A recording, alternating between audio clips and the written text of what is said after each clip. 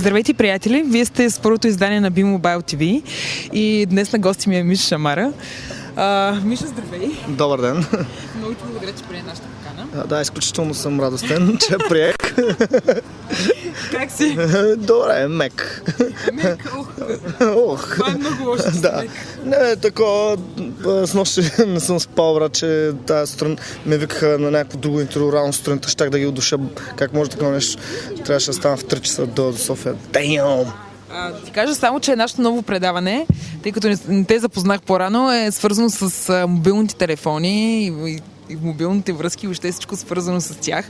И първият въпрос към тебе е: ти какъв телефон имаш? Ами аз имам такъв с шайба. И така, да, с кабел в майтап. Той е в колата ми. Защо не го? Остави го там. Не, с някакъв телефон имам Някакъв супер стар телефон, за да си го става в колата.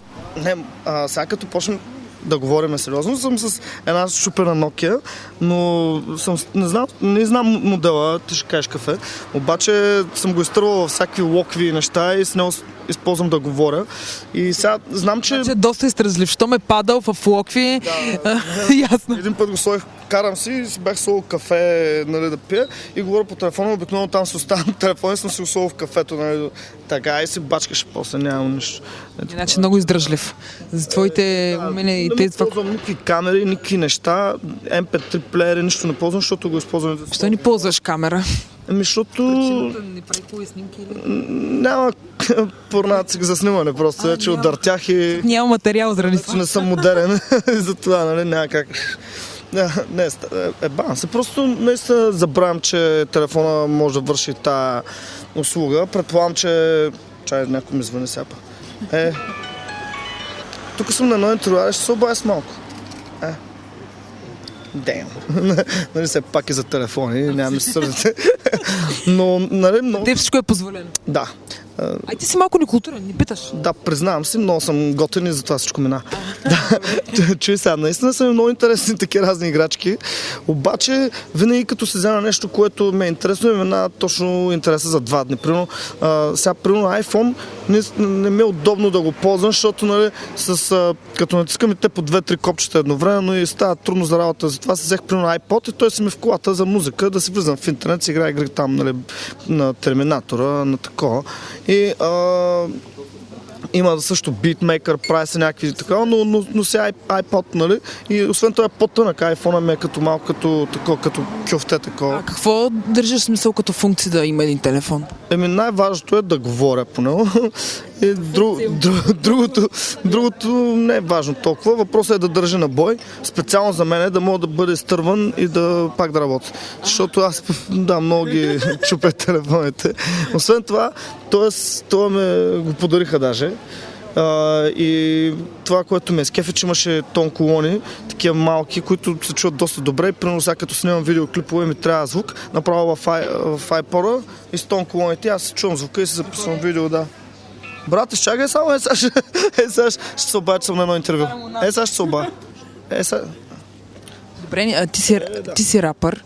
Рапърите са много скандални, притежават много така скъпи неща. Казвам мой чувак, часовници, убици, златни зъби и така нататък. Знаеш за какво имах предвид, да. Те питам, те ли да е поблазнило някакъв такъв телефон да се направиш първо с камъни или пък някой вертус капарско да притежаваш? Ами, не, защото аз предпочитам на по-големи играчки да си играя, защото въртото си е много хубаво нещо, ако не си се доказал в живота и да го слагаш на масата, те киризат хората, все едно, че си отворен. Пък аз съм си достатъчно отворен и с най-смотаният телефон на света. Нали, в смисъл достатъчната причина, че съм на масата, аз, нали, както обикновено казвам на всички, където отида, никога не плащам вход, заедно с мен никой не плаща вход. В повечето случаи, освен някъде, ако не иска да ме бият охраните, чакай малко. Коя е най-голямата сметка, която си плащал? За телефон? Около 10 хиляди лева ми се е случило, но последно време, понеже, нали, правят някакви такива промоции, последните месеци съм на 550 и такова. Не малко, ама те тъпите в Македония си оправят роуминга от тях за 2 дена и дъра, буф, само роуминг натварих 300 кинта там. Македонци, братя българи, сега да много е гадно. Да, и така.